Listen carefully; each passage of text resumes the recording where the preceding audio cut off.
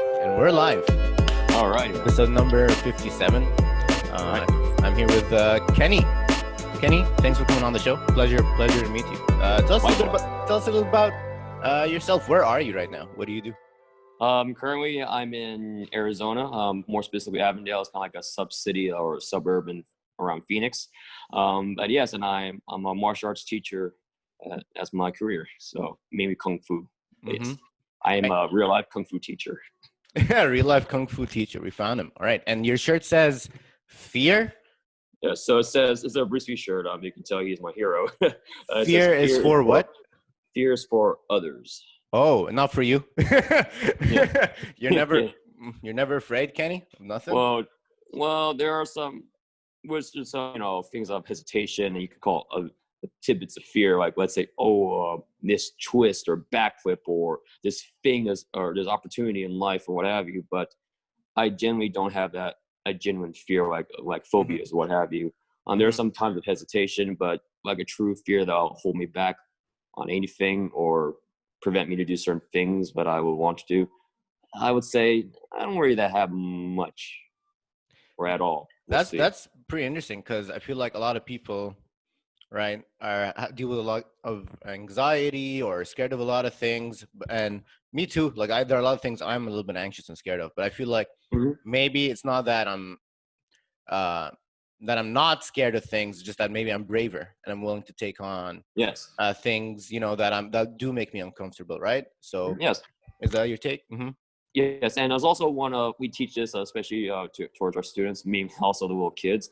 But this is this we call life skills. So this is based on the life skill of having a courageous heart, because having courage is, yes, there are things that are scary, and we all human, we all experience fear in some shape or form.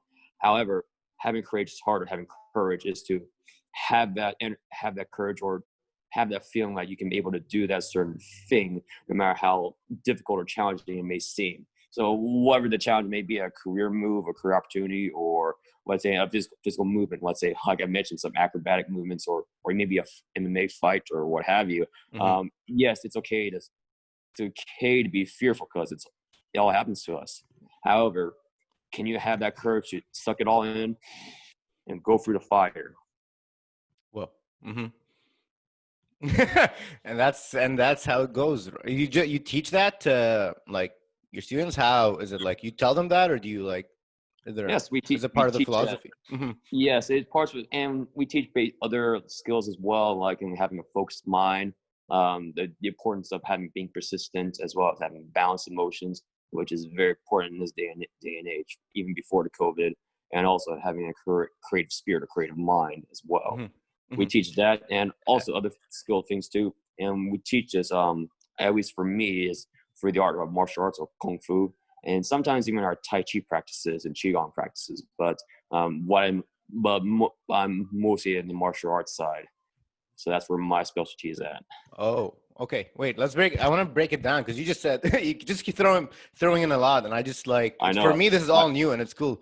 Wait, let's break it down. So you said that courage, persistence, what else? Having a focused mind, having balanced emotions, and having a creative spirit toward mind, or creativity in period. Creativity. All right. How does that help in Kung Fu? Isn't just so let's go back to focused mind, because we teach based on the 5 elements, and or Taoism a little bit, and it goes back to even the Shaolin temples, or even old Chinese cultures. So we teach based on the 5 elements, and again, not actual elements themselves, like actual wood or fire, just by the aspects of it. So what is we teach having a focused mind, because focus is, again, very hard to come by, especially when you're young, like 8 years oldish or preschoolish. And that's an important skill set for especially kids in their growing phase. So so kids in their growing phase, I feel like this is a very important point to talk about, because especially right now with everyone being locked up, all these kids are not really focused on anything other than like maybe their iPads zooming around. You know what I mean? Like clicking, which is like the opposite of focus, kind of. It's like kind of breaking their attention span. So what is martial arts, with your experience? How does it? Do you find it hard? Like is it harder for kids to pay attention? Or I know. Well, it's an interesting topic, because you could say that kids are always been like this. Kids always been kids since the day we existed. So they're naturally have a tendency to be unfocused. Like, oh, there's this fun, exciting thing or this thing. So there's a thing which is pretty true that kids always will be kids. I remember being a kid having trouble focusing on certain things. But then again, you could say that they're pretty selective on the things they're focusing on. Now, if you're talking about being generally focused on everyday tasks, whatsoever that they need to function as a functioning person, you could say that it's kind of diminished to a degree, like you mentioned, the day of technology with iPads. And ironically, I'm using my iPhone right now. Yeah, that's very ironic. Yeah, but we're doing the opposite. We're kind of focused, right, for like this kind of time. Where most people using it just to flip through the apps or whatever game they're moving on while they're listening to music and watching a video at the same time. Yes, and admittedly, I do that too as well. I'm no saint by that regard. You but do? Still, but it is very definitely concerning for especially the population right now. But yeah, but from my experience teaching kids, I teach from the youngest is 4 years old and of course even to seniors. It's a little bit difficult at first. Some kids are just naturally tuned to it because most people, when parents bring their kids, they're like, "Hey, I want to do this kung fu because I really want to do these cool moves." While there's other kids they're being brought to the studio or because they have some troubles, let's say in school, or they can't focus at home or have troubles listening to their parents, what have you. We people have like ADHD and all the other disorders. Yeah, all the other things. and all alphabet soup. But again, it all comes down to the combination for me is they're a kid, first of all, and second, that technology. And you could say that they're selective on what they do because they're kind of like a little bit focused if they're paying attention to whatever they're doing on the phone or the device. They are kind of, but the thing they're focused on is kind of like zigzag. Give me a minute, Kenny. We're just going to Ali's going to join us right now. Sure. All righty. Yeah. So, let's see if this works. It's going to pop in. There we go. Ali, we're in the middle of an episode. We already started. We're talking to our friend Kenny here, martial arts, Kung Fu Kenny. Welcome. You good, Ali? Doesn't rap. Do you know what his shirt? You know what his shirt is? Can you guess? Oh, look at that. Bruce Lee. Oh yes. Greatest of all time. One or the other. Yes. Well, he's a dragon for a reason. Oh, what? Wait, Bruce Lee's Lee's a dragon for a reason. A dragon? The dragon. Bruce Lee invented his own form of martial arts, which was the Jeet Kune Do. I forgot if it was a Do or a Jo, but it was Jeet Kune Do, which came from, I believe, Wing Chun.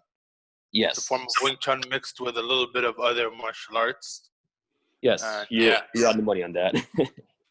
Yep. So you can tell already I am a fan of Bruce Lee. Especially the movie Ip Man, one of the greatest movies. I don't know if you definitely watched it. Like, Kenny, what's your favorite kung fu movie? That's a loaded question. Because believe it or not, the first martial arts hero that I watched, of course, Bruce Lee is one of them, but I was first introduced to Chinese martial arts by watching Jackie Chan. Jackie Chan. And again, once I know that Jackie Chan did some Bruce Lee movies like Enter the Dragon, even also Fist of Fury. And then I watched a little bit of Bruce Lee. Of course, there's Jet Li, Donnie Yen later on. We did Ip Man, of course. And of course, any martial arts cinema from the East. I watched also Tony Jaa. And also, video games played a huge part of it too. Yeah. So. What do you mean video games? Yeah, what kind of video games are like kung fu? I don't really know any kung fu video games. Well, in terms of martial arts period, because kung fu, of course, I know of it back in the day growing up, but I just like back in the day, I associate everything as karate or kicking or what have you, or something that's not boxing because I grew up heavily on boxing first. But I watch, let's say, or play more combat, of course, Tekken. No, I see. A little bit of Street Fighter here and there. But is Street Fighter like the moves? Are those like martial arts moves, or are they just like random computer moves? Yes, they actually take heavily influenced by real life art. So And again, there are some words that I'm more knowledgeable than others. Let's say for the main character, Ryu, the one that says Hadouken and Hadouken. yeah, Oh, it's you can. yes, his style is kind of like a hybrid style of karate slash put a little kempo and put a judo as well. You can see some moves. So and again, there are many different variations of style of karate. Like there's Shorin Ryu or Shotokan or Goju Ryu. And there's so many styles. And again, I'm not the karate guy. I just know some people friends who are karate guys that are more knowledgeable than me. But there's different styles of karate, and that style of karate is being used to influence the main character. If you know Chun-Li, she knows a bit of Kempo, and of course, some movements that look like from other style, mixtures of other Chinese martial arts too. And of course, there's Taekwondo being used for some characters, wrestling, of course. There's a Barlog, the boxer, and some makeshift fighting styles for some characters like Blanca, analytic styles.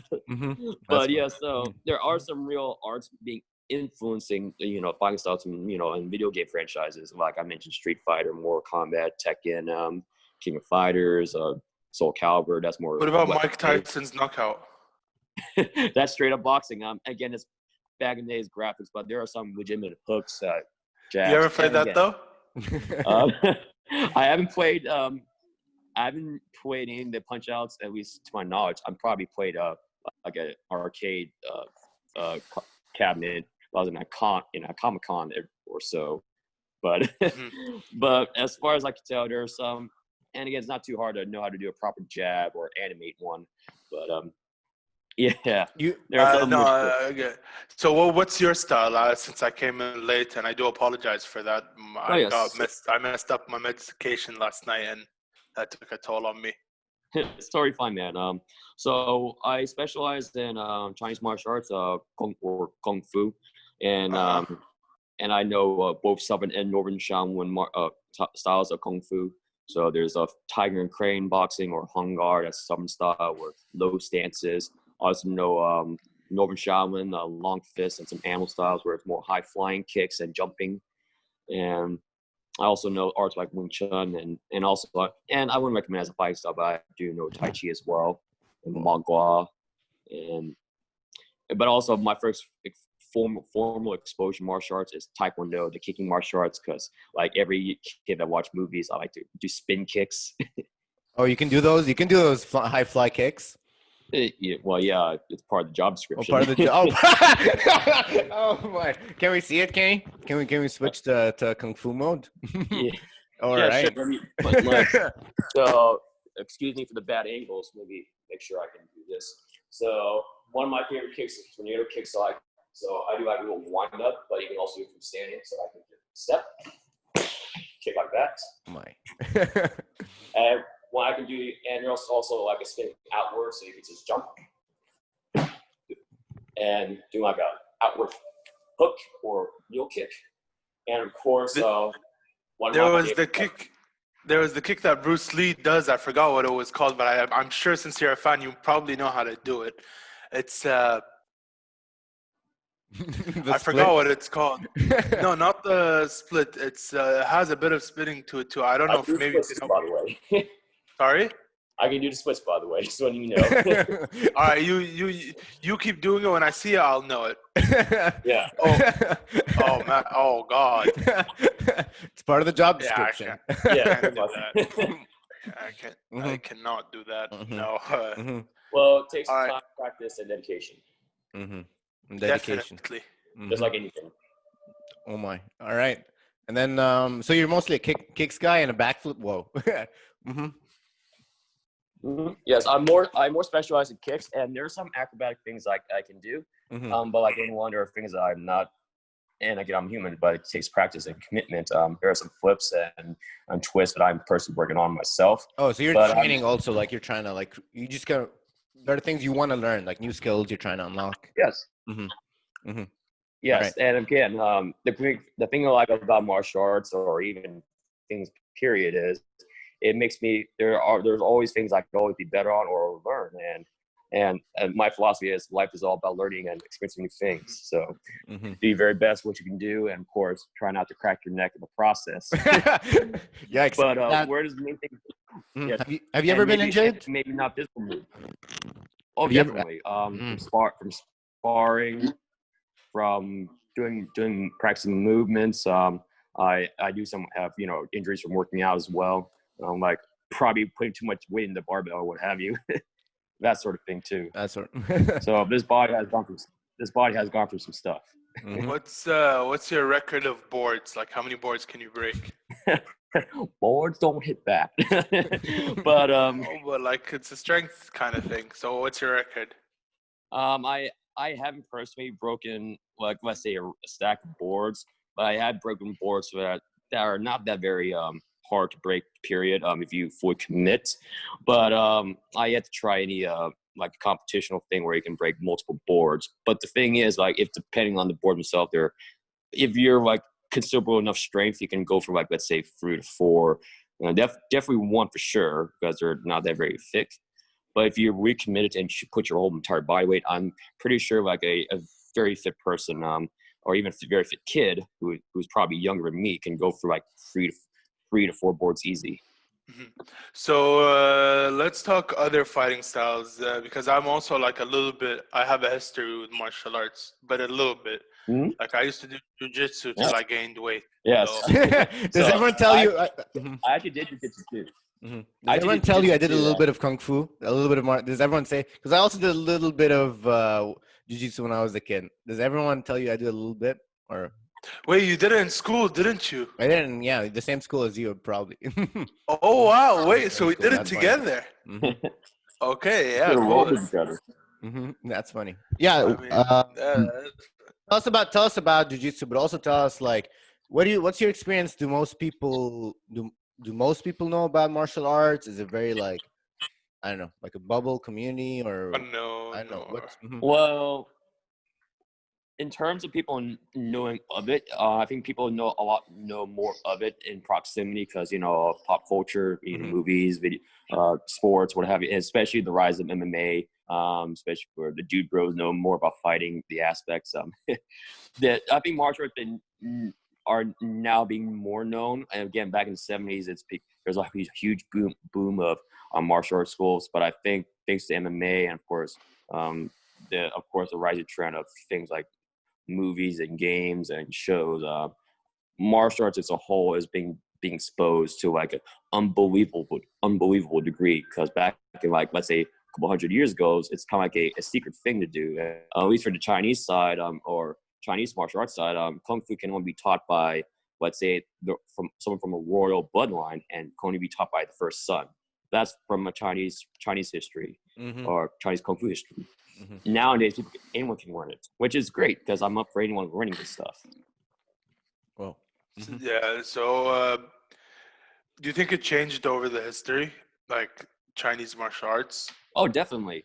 And again, there are people who try to learn from a pure perspective, like, but for me, I like to combine, the art itself and try to be true to the art itself. Like, let's say I'm going to be true to the form of a tiger fist or mantis kung fu. I want to be true to it as well. But would I ever use some of the martial arts in a real life self-defense situation or an MMA-ish fight scenario? Maybe, maybe not, because I have some other fighting styles to go back into. But then again, it depends on what you're looking for. Are you trying to train in the purest perspective and be true to the art form itself? Or are you trying to look from a combative perspective? Or am I trying to poke this guy's eye out? Or am I trying to knock him out with a good old roundhouse kick or what have you? It really depends on what are you training for? Are you training for pure combative or reasons or artistry reasons, like for preservation of the culture? Or are you trying to find a good workout to be healthier? It really depends on what you're looking for. That's true. Have you ever fought someone like someone, I don't know, like defensively or? I have. Well, I haven't gone into fights when I was a younger kid, and they're more for dumb reasons. And this is before my formal martial arts training.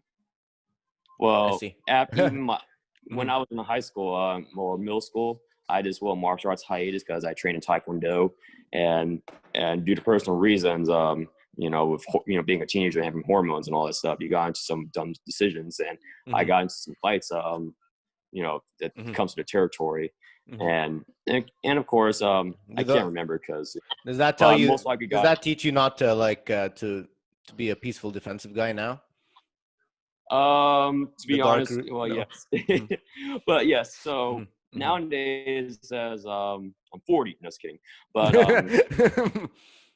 but nowadays I see myself as I'm not gonna fight anyone unless I'm in MMA, because that's the only reason why I would ever fight. Because I personally want to test my abilities as a warrior with fellow warriors. I would never want to start a conflict in the civilian life, because chances are if I'm out there and let's say getting like coffee or what have you, I'd rather have the coffee and I'd rather be everyone's friend and have a good time. Now, if I were in an MMA scenario or a warrior type scenario, like I'm in the war zone, then the warrior mind would just click in, and I'll just go and fighting. It's like a snap, right? It's like civilian, yes. And then when the time calls for it, which it hasn't happened yet, but it might happen at some point, right? Yes. Always preparing for that moment. Yes, fighting mode. And me personally, I always had this fighting energy. That's why martial arts is a great outlet, because I grew up, in a little bit tough, a little bit rough. It is what it is. It doesn't help that I watch violent stuff while growing up too. But I always had this feisty. And again, I was a little introverted kid back in the day, so I don't want to show emotions. But I just enjoy being in a fighting scenario. I enjoy being hit. I enjoy hitting things. Unfortunately, that includes people too, and I shouldn't do that. But then again, thanks to martial arts, I had this outlet to control, or maybe not control, or vent that fighting energy that I have. And it's only natural, because right now, when you're young, you have that. For most people, I can't say for everyone, but for most people around, especially young men, they have this fighting energy, and whatever it is, actually for actual fighting itself or competitiveness. Let's say competition energy, because we're all competitive animals to a degree.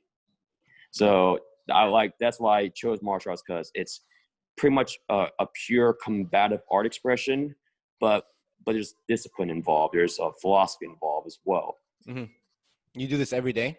Literally every day, or? Oh yes, every day, even my day off. And when was the last time you stopped? Like, how long have you been doing it every day for now?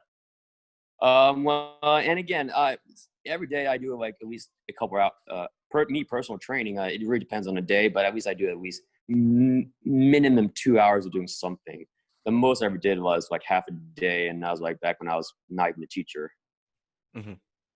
And again, things change when you become a teacher, but I still need to train in some shape, way, and form.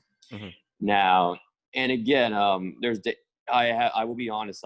There's a time, I think a couple of years ago, that there's like a day or a week that I haven't trained, or a time period that I haven't trained consistently or trained at all. It's like a day where I just sleep it off, which is okay. Just jump back to the wagon.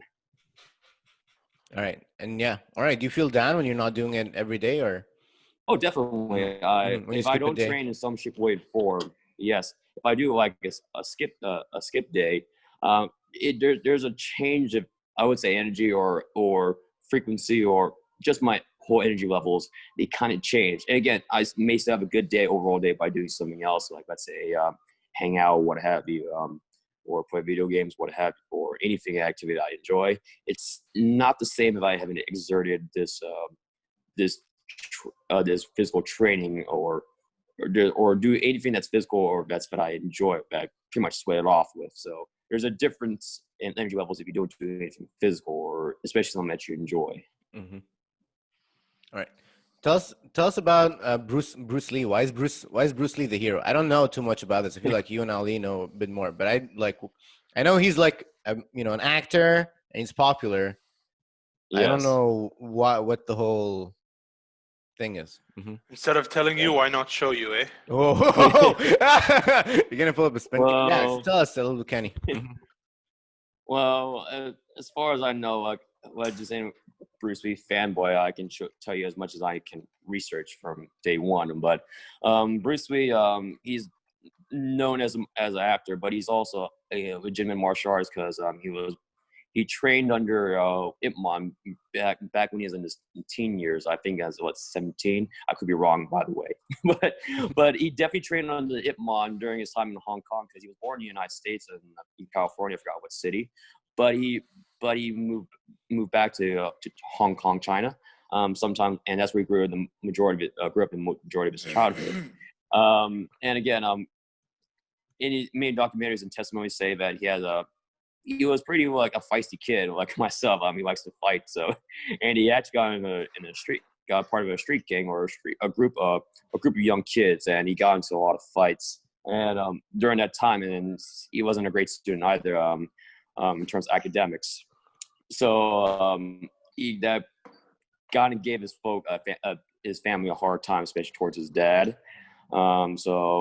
And he just found somewhere along the lines he found Ip Man, and that's during some time that he trained under Ip Man, and that's when he learned Wing Chun.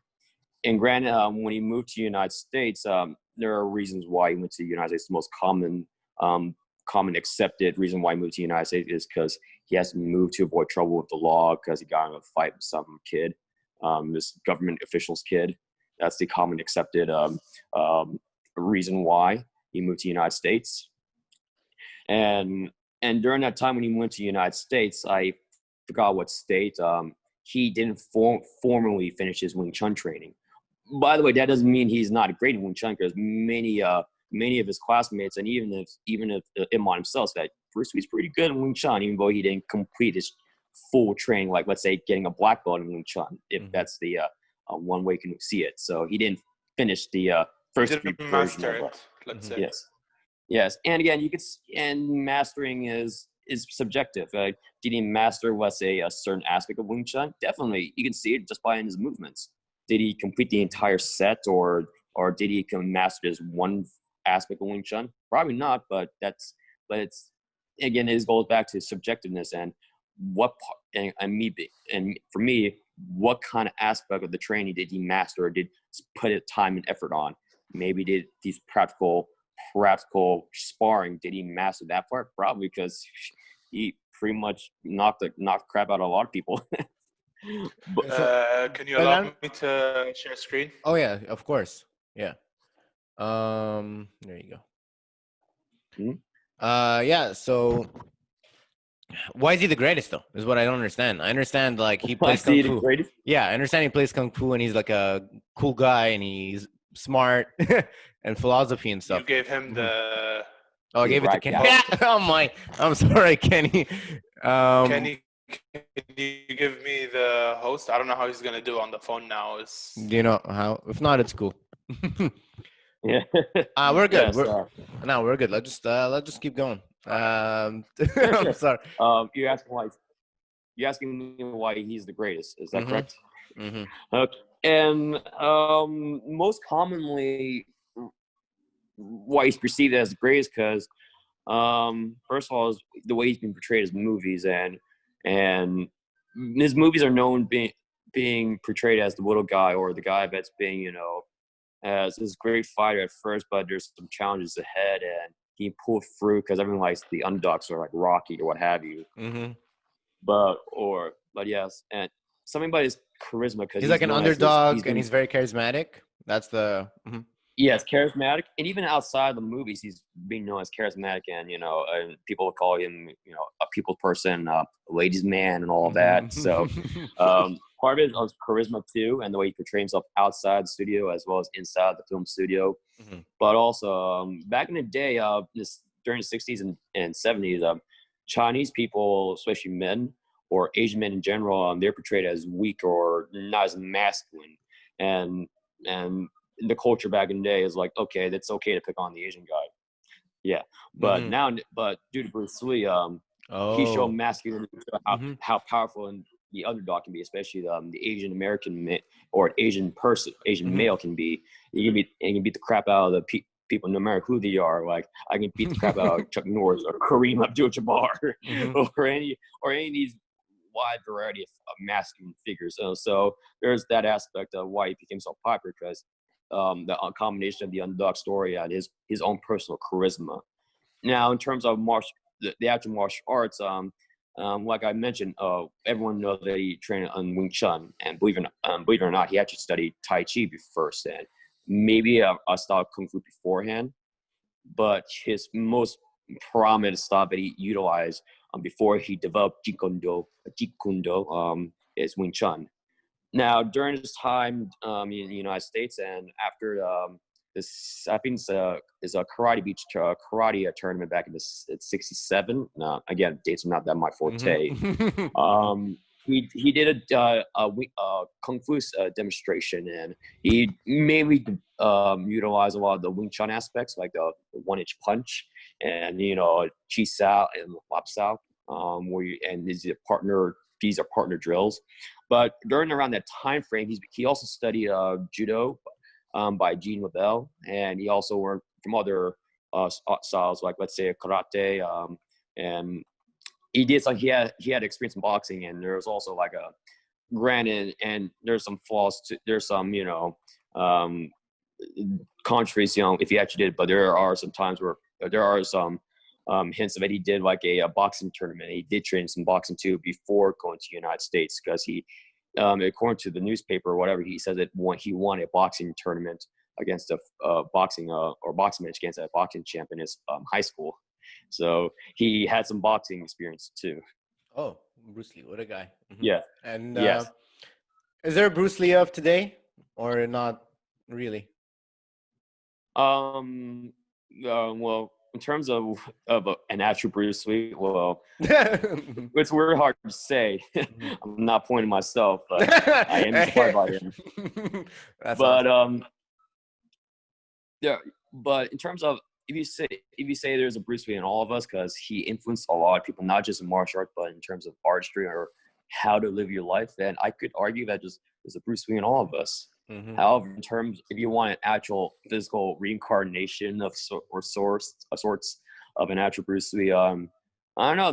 There's so many people in the world, so maybe there's just one story of I forgot his name, but there's a story of the Afghan Bruce Lee who looks like almost like a spinning physical image of Bruce Lee himself, and he did some training in wushu and a little bit of sanda, Chinese kickboxing. But if you look up Afghan Bruce Lee, you'll see that he almost looked like a near identical reincarnation, if you believe in that sort of thing, or copy of Bruce If Lee. I was host, I would be able to. Ali, No, I feel I would have loved to see that. Whoops. All right, it's all good. Kenny, show us your swords. My swords? Oh yes. So I have I have a couple swords. Some of them are actual. Most of them are just performance swords, but I have one actual sword that's really sharp, a katana. So what I have right here is a broadsword, more specifically a kondao, and this goes in sets of two, so I can do like a dual broadsword form.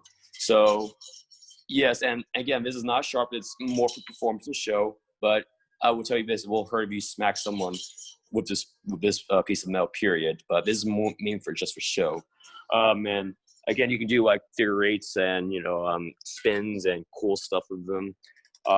Here's the actual samurai sword I have, and parts of it's undone.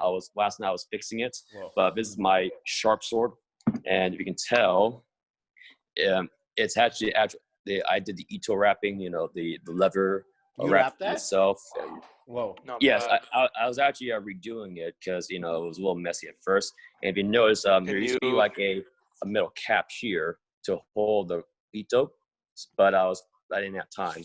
Mm-hmm. And the actual sword itself is very sharp, so. And yes, so I can actually cut things with this sword. That's a performance sword, or is that what is Dude, that? I've always wanted to own a handmade katana. Yes, folded 1,000 times. Pretty much, yeah. And I have some training in some Japanese swordsmanship, mostly the unsheathing of the sword and some combative techniques too. Because my Sifu, he was also trained by a former Kendo master. Oh, and due to association, he trained me in some parts of Kenjutsu. So swordsmanship, how do you practice swordsmanship? I feel like that's a very dangerous, right? Like, think Correct. It can be. Okay. Well, what I can tell by at least the from my experience, I specialize in mostly in Chinese martial arts, and that includes weapons. So of course there's the broadsword, the Chinese straight sword, or even, of course, stabs and whip chains, what have you. Mm-hmm. But I'm also trained in certain other styles, or in that formally trained. From my experience, I get trained by my master who has been trained by masters or actual certified teachers by those arts. So my master, Alan Venable, he's a great guy. He got trained in Kenjutsu, a little bit of fencing, Hema, or historical European martial arts, where they practice the English long sword, a English broadsword, or the very big European swords, or at least the fighting style based on those the long weapons. sword. Yes, so. And of course, shield and sword techniques as well. So I've been trained by the guy who's been training on as much as he can on those weapon styles. Whoa. Sure. Can you tell what is a ninja? What is a ninja?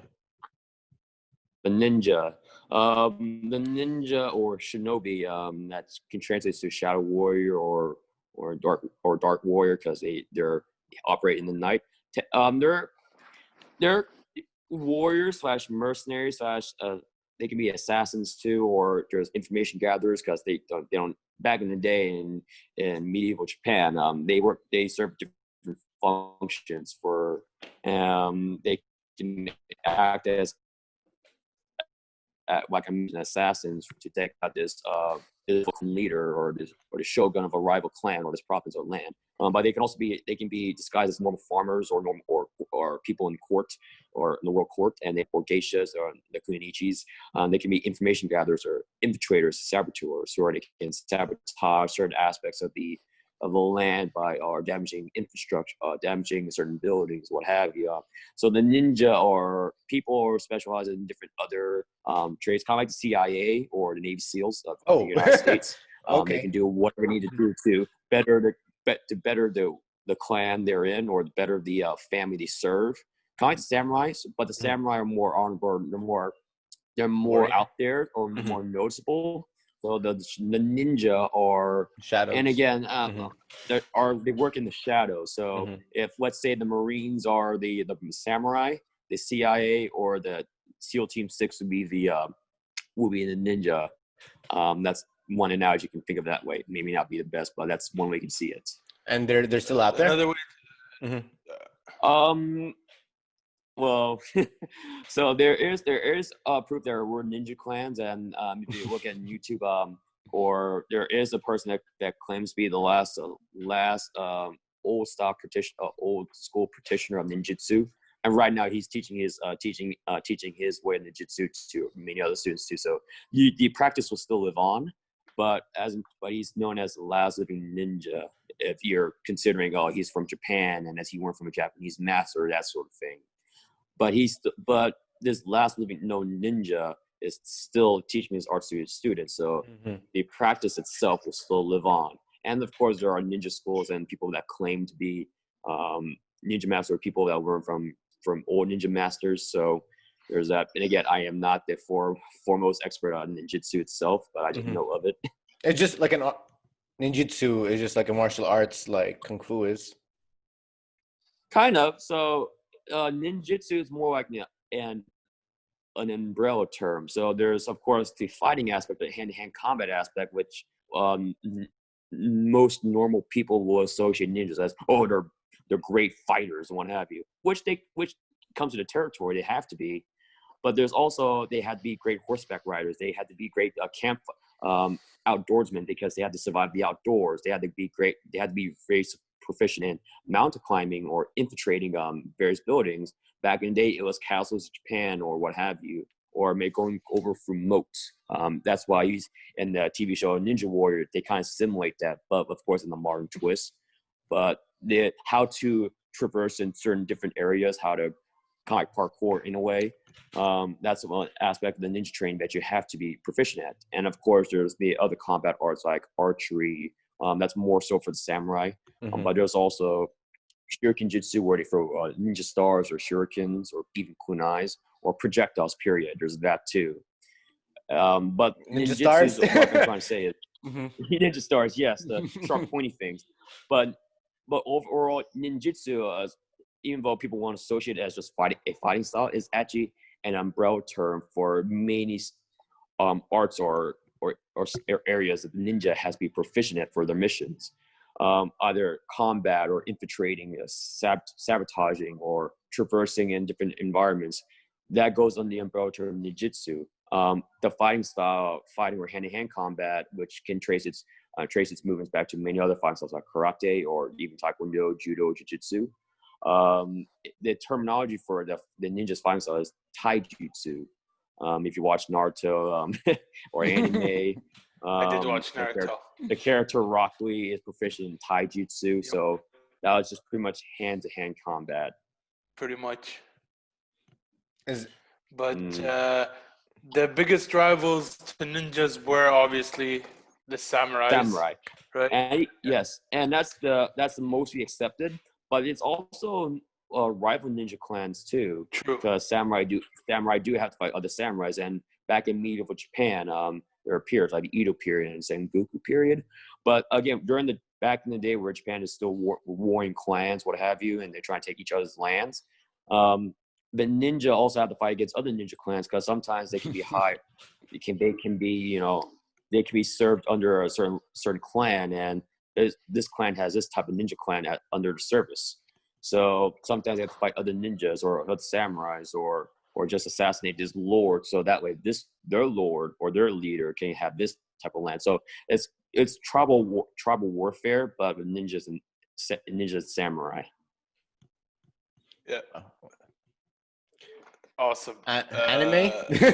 Anime? You watch a lot of that, or is that? Mhm. Oh, definitely. Oh yes. What's your favorite anime? Dragon Ball Z. Was that real kung fu? Dragon Ball Z or Dragon Ball period. In some of the dubs, some of the characters do mention kung fu. But again, a lot of the fighting in Dragon Ball, at least from what I can remember, there are some hints of kung fu, but there's also hints of karate and other techniques you can associate with other styles like taekwondo or judo, because there's a hip toss or jiu-jitsu, they're controlling the arms or what have you, and also some weapons. But of course, there are some parallels with other fighting styles. And of course, there's the ridiculous shooting energy blast, whatever, to your opponent. For me, it's Naruto. I like Naruto more. I watch Naruto as well. I find it much better than Dragon Ball, to be honest, purely because of the fighting and the story. And I agree. Last time I checked Naruto, I think Shippuden mainly, and of course the Rock Lee versus Gaara fight. It's just amazing. Oh man, yeah, when he jumps the tiny weights that turn flips shit over. It's pretty good. Yeah. I like that. Yeah, it's amazing, dude. It makes sense because Rock Lee is proficient in taijutsu, and he's obviously inspired by this guy right here. It is. So what's your training like on a day-to-day basis? What do you do? What's your go-to method of training? Like, walk us through your day-to-day life. Well, as of right now, and again, it all varies. It depends on first of all, what am I achieving? But as of maintenance, because right now I can't compete in the MMA as of right now or start training in the gyms due to obvious reasons. But in terms of me keeping up with my training, of course I do stuff like, let's say, push-ups or sit-ups. The basic entire full body workout routines. I used to go to a gym, local gym, EOS Fitness, and I do almost like a full body workout, where I just I do squats, bench presses, curls. I have some weights in home, and I do also kettlebell stuff as well. And it really depends. Sometimes you do like maximum sets or maximum reps for a few sets, or as many sets you can do, but low repetitions. Let's say a dumbbell curl, what have you. I do trainings like that. but I also do the heavy bag training, where you will punch the bag or kick the bag as hard as you can. But that's of course back when gyms are open where I can go to the gym safely. Right now, I do like, let's say, push-ups as many as I can. Sometimes I do 30 just to wake myself up. 50 just a good challenge. 100. So and I think it's last week I did 100 somewhere. And again, as much as I can in a certain time frame. That goes to sit-ups, crunches, and squats as well. Of course, there's also exercise, martial arts exercise like kip-ups or punches, kicks. And I sometimes go over some forms. Let's say I want to go over the drunken form as many times as I can, as I remember, and and improve on some aspects of the movements. Let's say I need more spring or more oomph or more arm extensions for the certain movements. I practice both Northern and Southern Shaolin Kung Fu. So there's a lot of types of Kung Fu styles or forms. So the tiger form, the dragon, crane, leopard, mantis, eagle, monkey, drunken fist. Sword forms, you can see the swords right here. Chinese straight sword, samurai sword, stabs over there. You can see stabs. I have a bop here. Yeah, so just beat the crap out of him. So yeah, the maximum I do for my own personal training, miss a couple hours because, and again, it doesn't take much to get a good workout. Back in the day before I became a teacher, I can do like maybe 3, 4, 5, maybe half a day. And half a day I'm going to college and just do my schoolwork, which proves nothing anyway because I'm a meathead now. Okay, so you're an instructor, right? So you teach like what age level? I teach all ages. So I teach our 4-year-olds. So we call that our little cubs. So we teach them basically the basics and also with a fun twist. So can you do this little challenge to stand on one leg for how long you can do? Also, I teach young kids to teenagers to young adults and to seniors because I also teach Tai Chi and Qigong, which is slow movements where it's more relaxed and more watery. And Qigong, which is a practice of kind of like a standing yoga where you practice stretching movements and full body movements while emphasizing on posture. It's kind of like yoga, but also more emphasis on the breath. So again, what we teach the Qigong students first of all, where your breathing is. And this goes to martial arts. Rather than breathing from the chest, you want to breathe from your diaphragm. So when you inhale, you want to expand your stomach. And when you exhale, you want to contract your stomach, make it smaller. So that's kind of like the first Qigong lesson we teach newcomers as well. But again, I mainly focus on the martial arts side of training. But again, I do teach other things as well, other than just how to kick. So what would you say is their biggest misconception when they come in? They're like, okay, this is our first lesson. Say, hey, welcome, let's start, and they like get surprised. So what's their biggest misconception when it comes to the first misconception, and this doesn't go for everyone. Everyone's different. Some people have some prior martial arts training. They just have to go back to the wagon. But for people who are new to martial arts as a whole, the common misconception is, oh, you're gonna start fighting sparring or fight the master teacher, which not as prevalent as back in the day, because back in the 70s, what have you, some schools roll like that. So sometimes you do have to fight students or even the head teacher or what have you. But as of right now, maybe the case for MMA, but I highly doubt it.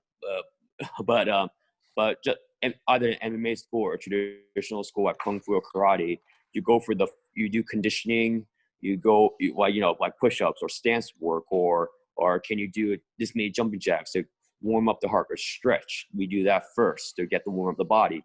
And then we go over the basic fundamentals. And again, most of you do in the air, at least for me, for my training, my students, or training with equipment, let's say punch the bob over here, if you can see Bob right there, or some pads, what have you. So that's the most likely scenario. We go over your base training, is warming up the body, stretching. But the misconception is, or you just start fighting or start sparring, or you do these these cool advanced kicks or spin flips or what have you, which again, you have to start from ground zero. You have to get your basic foundation strong first. And before you do any advanced stuff, you need to master your basics. Can you stand on your 2 feet in this stance for a very long time, no matter how painful it is? Or can you do this proper punch, hitting with the first 2 knuckles rather than the entire knuckles? Or can you hold your balance well, because balance will become very important later on? That sort of thing. Interesting. All right. That's, yeah. I don't know. We're out of time. No, we're out of time, my friend. Ali, it's We our are time. out of time. Oh, I came I will late, say that. so I kind of lost track Nah. of time. But yeah, we almost hit Again, the I hour mark. apologize for coming late. Kenny, So, what an honor. Really, this was so much. This was a lot of fun. I It is. learned a lot. This, I feel like we could keep talking for some. I still have so many more questions. So for another episode, Definitely. We do multiple series. sounds good. No, sounds good to me. yeah. Learn the way of kung fu. All right, sounds good. Ali, your monologue. All right, here. All right, I take your said, guys. empty your mind. Empty your Focus. mind. Be free. Formless. Free. Shapeless, like water. Put Yes. water in a teacup becomes the teacup. Put water in a That's bottle right. becomes the bottle. Put water in a cup, it becomes the cup. Or I repeated it. Now what can it's fine. grow or it can crash. That's You right. walk, my friend. That he stole my monologue. Why not? Hey, he did it so you, much you know when I got it. what? He did it And perfect. it's not the reactor too. I kind of messed up. Yeah, but he did it. Yeah, like I'm not even mad. Like, thank you. That's Thank perfect. you got Anyways, it. thank you for watching another episode. If you reached this far into the episode, subscribe, I guess. Thank you for joining us today, Novero, Instructor Novero, Us, and all that stuff. Yeah, I guess that's it. Do you have anything you want to shout out? Anything you want to let the world know? Yes, just if you're wondering what to do, just breathe and empty your mind for at least 1 minute and do something that's fun and productive. That's all I can say. Now, I do have an Instagram, so feel free to follow me. So Pinoy Shinobi Kenny. So if you find Darth Maul or Kung Lao or Bruce Lee wannabe looking around Instagram, that's probably me. Amazing. I'll leave his link in the description below. Yes. Thank you. I don't know if you watched any of our other episodes, but this is generally how we sign out. And peace.